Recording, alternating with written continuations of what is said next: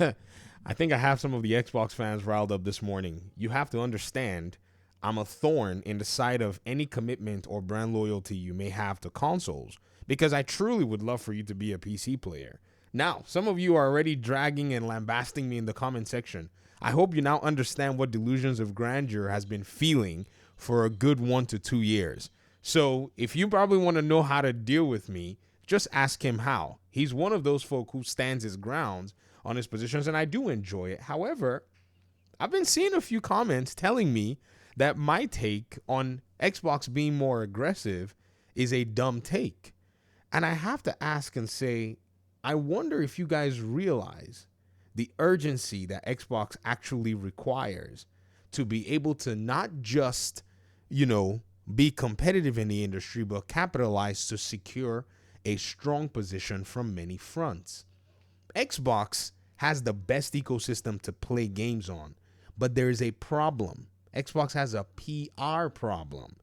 PR problem is where many gamers usually would look in the stores and select a PlayStation over Xbox because PlayStation runs their business off of perception. Big hat, no cattle. Do you hear what I'm saying? So if Xbox is to be able to win this particular piece of the conversation, their aggressive strategy would require that they seize the narrative with their actions in a time where PlayStation is clearly showing cracks. I made a few videos the last few days. Do you all remember the hypothesis that I put forward? It pains me because I hate to be right about this particular situation, but here we are. PlayStation has more layoffs. Username Chris Coleman, please come outside, sit down, and tell me how again you refuted my hypothesis when I told you that instead of PlayStation to bring its games across to Xbox, it will more than likely lay off staff, reduce workforce to save on expenses rather than go out there and earn more money by putting games on Xbox. And you PlayStation fans, what you're saying in this silence that I hear from y'all is that those terms are acceptable because it will make exclusivity keep you warm and fuzzy inside. Did y'all already forget?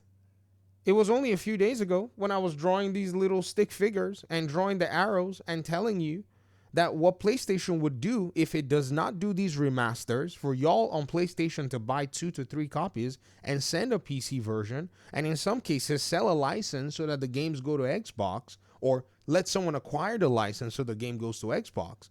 They'll go out there and they'll reduce the workforce.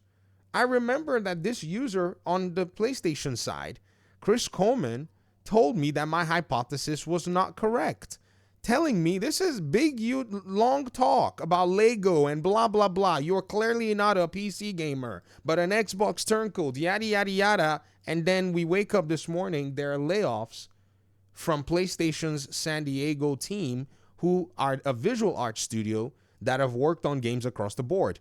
This article is not even pointing to the extent of the layoffs. Where is this Chris Coleman guy? Can they please come outside and help me explain how a business strategy that is not designed to sell games is one that is sustainable for the human element of that business, which is the developers that make games? I can't find them. They're probably hiding somewhere, concocting some nib GPT type response about how this happens all the time, because that's what they said in their follow-up response. Layoffs happen in the industry all the time. And I have to correct them and say, guys, you do remember that there was a time where we found out that Insomniac, right, and other PlayStation studios, their layoffs were pretty much influenced by these folk in order for them to be able to go ahead and cut expenses because of the high cost of development. Are we listening? Are we paying attention? Ed Nightingale from Eurogamer.net. PlayStation has been hit with more layoffs from its visual arts studio. Following a recent cancellation of live service games, the layoffs come amidst come amidst a restructuring of Sony's US studios, as an unknown member of a staff from San Diego-based Visual Studio Arts will be let go this week. Visual Arts supported first-party development, including Naughty Dog's The Last of Us remasters, and while these new cuts include staff who contributed to the recently canceled live service game at Bend Studios, studios, among others, Kotaku has reported the layoffs are more widespread. Let's go ahead and see what Kotaku says. This they published yesterday. PlayStation hit with more layoffs following recent game cancellations. The Visual Art team faces fresh cuts as the company continues reorganizing. Check this out.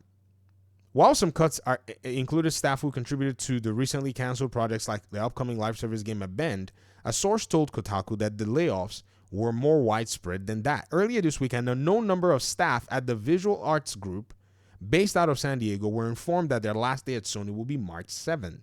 The team provides internal art and technical support to first-party PlayStation studios and work closely with Naughty Dog on these games. Sony did not immediately respond to a request for comment. Why would they respond? This thing is not rocket science. I hate these guys. I am so shocked that people were not looking at this human element, and actually they want this to happen. This is why I get into it with both PlayStation fans and Xbox fans, because I've told Xbox fans, all of this exclusivity that you're championing in a saturated market is going to put Xbox in the exact same position. And don't be fooled. Xbox will immediately can people. They're not going to think twice about it.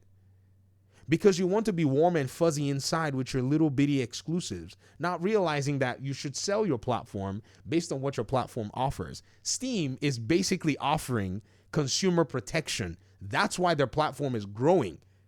Do y'all really think that it's games that are going to basically make people move to a platform in today's market with their games everywhere? Okay, you will wake up. I guarantee you. It was tough waking up to messages. This is a quote. To message that many of my friends and former co-workers from PSVA were being laid off this morning.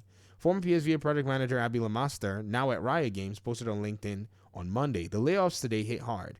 PSVA let go of developers with decades of subject matter expertise, talent that will be extraordinarily difficult to recoup.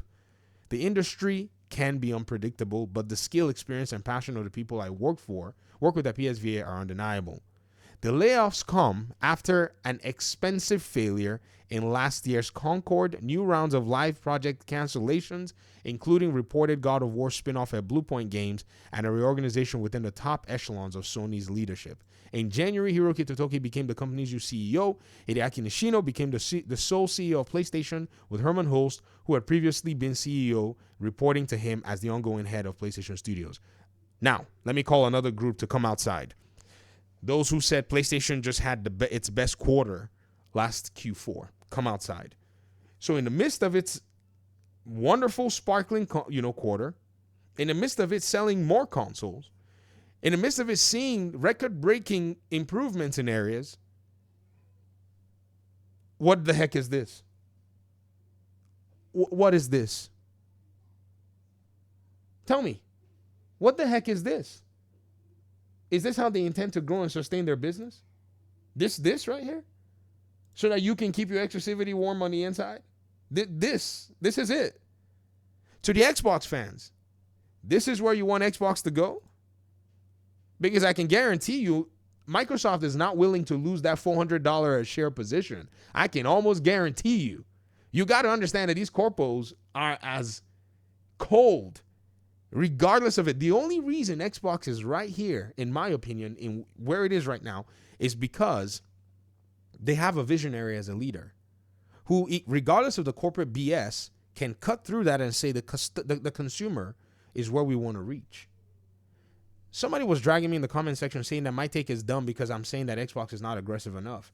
And then they said I don't believe my take because I would have given credit for Tony Hawk's Pro Skater. Homie, I made that video. Next thing you know, Pro Skater gets announced. So you should give me credit then if that's how we're going to be throwing credit out there. You boo-hoo. Xbox is bringing a game that's going to take our money or our time, and we should give them credit for that. What that should tell you is that they understand that they need to be aggressive now. When else are you going to be aggressive? When PlayStation can take control of the narrative? Do you guys not realize that PlayStation took a game that PlayStation gamers have been basically mocking for years, and they gave the game a Game of the Year awards with only 1.5 million in terms of sales? Give PlayStation 1 inch in the narrative, war, and you're done. It doesn't matter who you are, Nintendo or not. PlayStation controls the talk. But now, the way Xbox can come in and control the talk is exactly what they're doing, and they need to do more of it. They need to own 2025. They need to lock it down with so many games that you won't be thinking about PlayStation, because the moment PlayStation launches one game, even if the game is a third-party exclusive, goodness gracious, watch the way the media would go ahead and start pouring flowers everywhere and start singing GOATY and start singing this needs to be game of the year. Why? Because, it's only on PlayStation that you can play it. Woo! And I have Xbox gamers telling me that everything is fine. You don't understand. You clearly do not understand exactly what's going on. I am sorry. Do you think I make 6 videos a day just because I want to? I would rather make 1 video a day, but I understand the exact situation we find ourselves in. That if you are to tell the truth, you have to not stop. That if you're to do anything, you have to do it over and over with a barrage to at least let people see both sides. And I'm getting dragged by another Xbox fanboy here. Guys, this is not where I'm not stopping. You got to understand that I understand specifically what I'm dealing with. So I'm going to look deeper into the market over and over again, and I'm going to continue to point out what I see as the challenges. There is no way I make a hypothesis on a Sunday, and we're sitting here on a Tuesday, Wednesday, and we're already seeing that. It's not because I know anything different from you. It's because I choose to not delude myself. And I will not apologize for that. Please, let the fanboyism die. You got to rid yourself of that nonsense. We're grown now. This says the latest cuts at the PlayStation VA studios follow an emerging trend of game companies pulling back development resources from expensive US-based offices.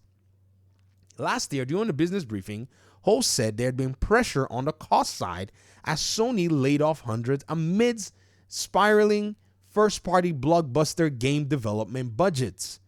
For every title, we have really rigorous review process where we focus on the sustainability of our investment in these titles, he said at the time.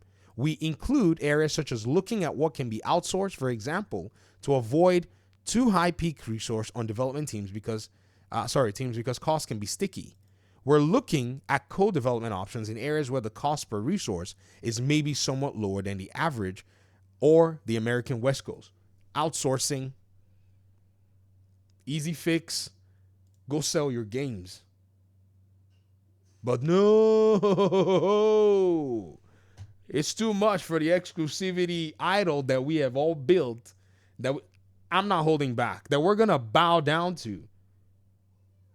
After all these months of pointing out where the industry is going, I still see these fanboy things creeping up.